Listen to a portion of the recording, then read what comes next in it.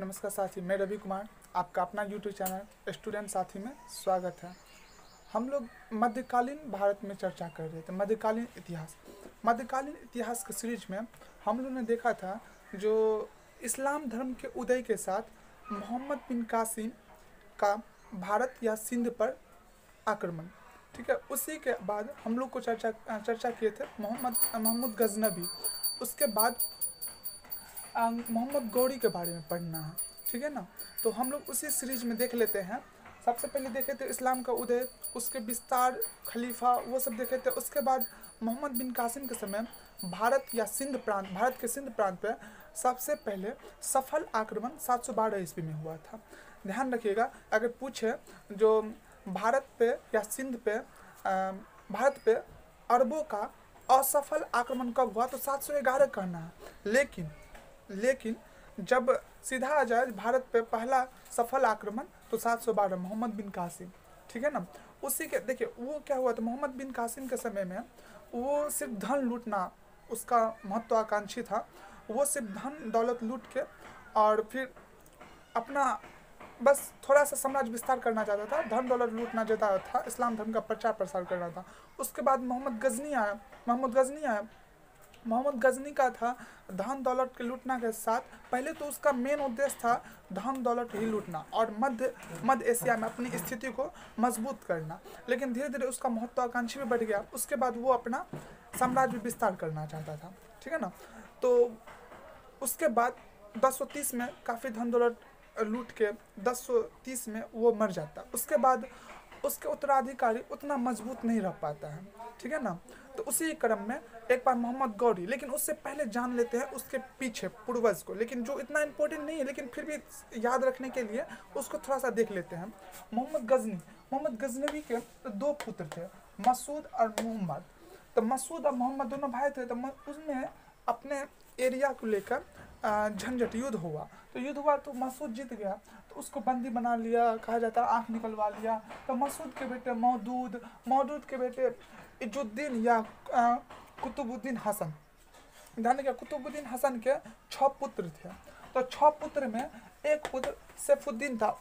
6 पुत्र में काफ़ी झंझट होता था, ठीक है ना। उसमें सैफुद्दीन जो था उसके 2 पुत्र थे। तो 2 पुत्र थे, एक था शहाबुद्दीन मोहम्मद गौरी, जिसको शहाबुद्दीन मोहम्मद गौरी, और एक था गियासउद्दीन गौरी। तो ध्यान रखिएगा, हमको इसके बारे में पढ़ना है। शहाबुद्दीन मोहम्मद गौरी पूरा नाम है, सीधा हम लोग मोहम्मद गौरी के बारे में जानेंगे।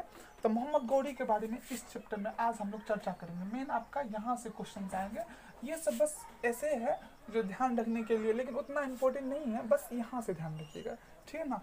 तो शहाबुद्दीन मोहम्मद गौरी 1173 में गौड़ का शासक बना। सबसे पहले यहाँ पे कुछ चित्र के माध्यम से देख लेते हैं।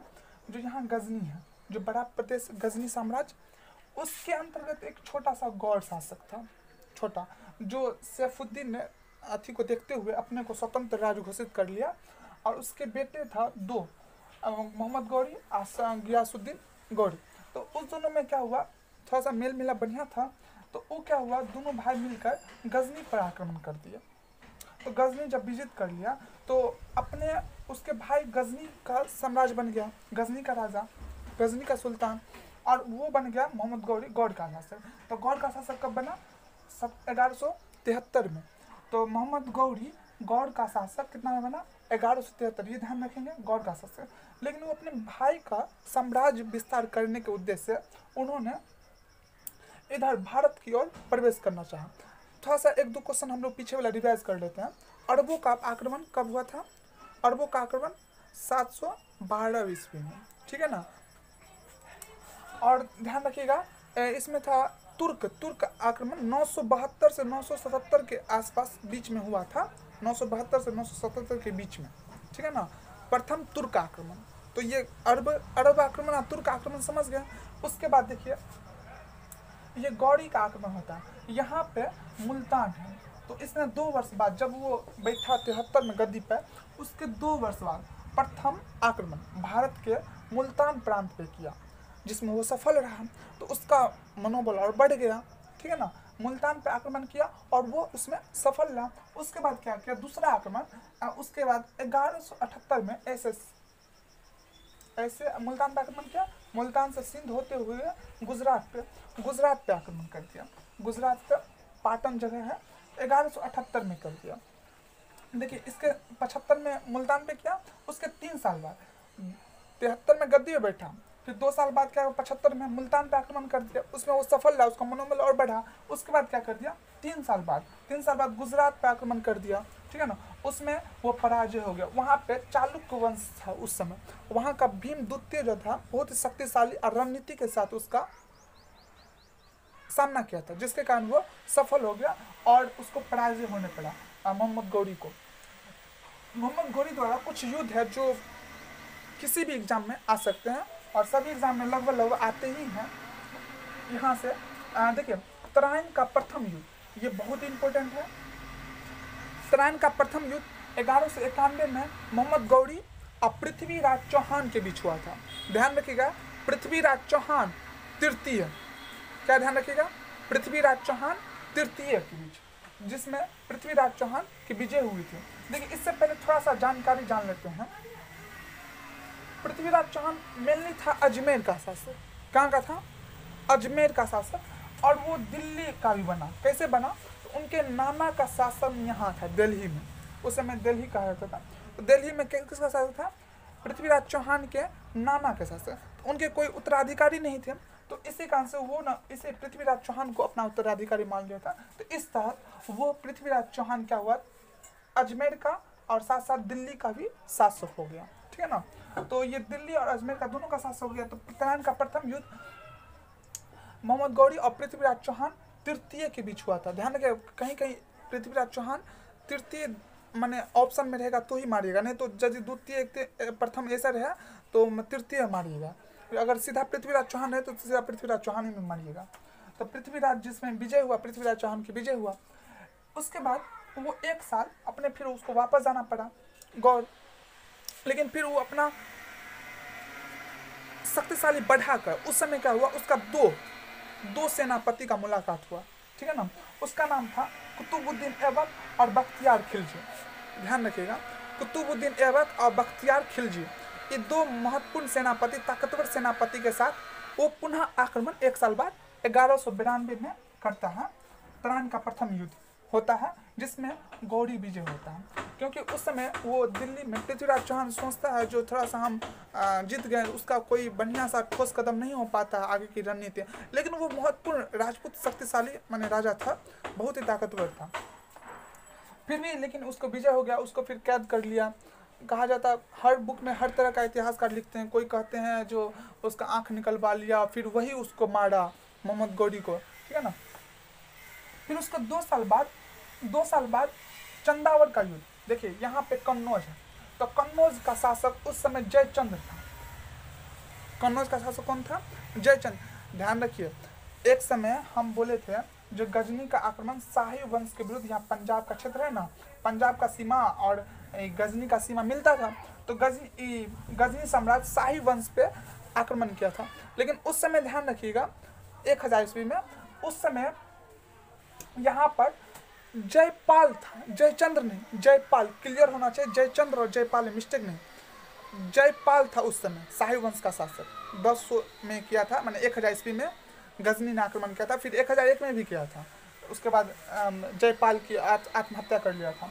लेकिन यहाँ पे जयचंद्र है, ये दोनों एक ही वंशज कहेंगे। देखिए तीनों राजपूत वंश मेनली यहाँ पे महत्वपूर्ण थे, लेकिन तीनों में एकता नहीं था। ये इस पे आक्रमण करता था, ये देखता रहता था, इस पे आक्रमण मैंने। और एक बात और है, बात किया, ये दिल्ली जो पृथ्वीराज चौहान था, ये जयचंद्र की पुत्री से प्रेम विवाह कर लिया था, ठीक है ना, संयोगिता नाम था उसका, तो उससे प्रेम विवाह कर लिया था, जिसके कारण दोनों में अनबन रहता था, ठीक है ना। यही जयचंद्र उससे मिल गया मोहम्मद गौरी से, और उसमें आक्रमण, दिल्ली के आक्रमण में उसकी सहायता दिया, तराइन का द्वितीय युद्ध में उसकी सहायता। जब गौरी की स्थिति मजबूत हो गई तो वो फिर जयचंद्र से भी युद्ध कर लिया। चंदावर का युद्ध से नाम से विख्यात है। चंदावर का युद्ध आपसे अगर पूछा जाए, चंदावर का युद्ध, ध्यान रखिए 2 साल बाद तराइन का प्रथम युद्ध 1191, तराइन का द्वितीय युद्ध 1192, त्रान का प्रथम युद्ध 1191, त्रान का द्वितीय युद्ध 1192 और फिर 2 साल बाद चंदावड़ का युद्ध 1194 मोहम्मद गौरी और जयचंद्र के बीच, ठीक है ना, जिसमें गौरी विजय रहा, 2 बार गौरी विजय रहा, ठीक है ना। उसके बाद उसका विस्तार होता रहा। ध्यान रखिएगा, त्रान का जो द्वितीय युद्ध है तो उसके बाद ही भारत में मुस्लिम सत्ता की स्थापना हुई। उससे पहले देखिएगा तो मुस्लिम आक्रमणकारी क्या करते थे, जो अरब के आक्रमण थे या तुर्क जो भी थे, वो धन दौलत लूट के फिर वापस अपने स्थान पे चले जाते थे। लेकिन ये जो आया मोहम्मद गौरी, तो उसके बाद दिल्ली में उसका सत्ता स्थापित हो गया। इसलिए भारत में मुस्लिम सत्ता संस्थापक गौरी को माना जाता है। मोहम्मद गौरी को क्या माना जाता है, भारत में मुस्लिम सत्ता स्थापना करने वाला राजा, ठीक है ना। फिर देखिए कन्नौज विजय के बाद यहाँ पे जो कन्नौज है के बाद विजय क्षेत्रों को अपने सेनापति को सौंपते हुए 1206 में गजनी जाते वक्त उसकी हत्या हो गई, इसकी मोहम्मद गौरी की। उसके जो 2 सेनापति थे, एक कुतुबुद्दीन ऐबक और बख्तियार खिलजी, उनको अपना सत्ता हस्तांतरित करते हुए और वो गजनी जाते वक्त उसकी हत्या हो गई थी। इसमें ध्यान रखिएगा, कुतुबुद्दीन ऐबक जो 1206 में गुलाम वंश या दास वंश की स्थापना करते हैं, ठीक है। हम लोग आगे दिल्ली सल्तनत में इसको पढ़ेंगे, ठीक है ना। तो कुतुबुद्दीन ऐबक क्या करता है, दास वंश या गुलाम वंश की स्थापना 1206 ईस्वी में करता है, ये 1206 में, ठीक है। उसका जो बख्तियार खिलजी है, इससे 2 क्वेश्चन आते हैं, ध्यान रखिएगा। एक क्वेश्चन है फिर बाद में उसका भी सहायक सेनापति था। नालंदा विश्वविद्यालय को ध्वस्त करने वाला कौन था, तो बख्तियार खिलजी, ठीक है ना, बख्तियार खिलजी। और विक्रमशिला विश्वविद्यालय को भी उसी ने ध्वस्त किया था, तबाह कर दिया था। ये बख्तियार खिलजी इधर पहुंचा, ये दिल्ली से इधर पहुंच गया बिहार और बंगाल की तरफ। तो बिहार और बंगाल में उस समय सेन वंश का शासक था, उसको पराजित करके वहाँ पर ही पराजित किया था। ध्यान रखिएगा, ये इंपॉर्टेंट क्वेश्चन इससे बनते हैं। बख्तियार खिलजी नालंदा विश्वविद्यालय को और विक्रमशिला विश्वविद्यालय को ध्वस्त करने वाला था, ठीक है ना। हम लोग आगे इसके बाद कुतुबुद्दीन ऐबक 1206 दास वंश या गुलाम वंश को देखेंगे, ठीक है ना। बारी बारी से उसमें दिल्ली सल्तनत में 5 वंश है, उसको सीरीज बाय सीरीज देखेंगे 5 वंश के बारे में, जो इंपॉर्टेंट क्वेश्चन होंगे, जो एग्जाम में आते हैं। आशा करता हूँ जो ये वीडियो आपको पसंद आया होगा। अगर इससे पहले वाला वीडियो नहीं देखे तो वो भी देखिए, आपको जरूर सहायक सिद्ध होंगे, ठीक है ना।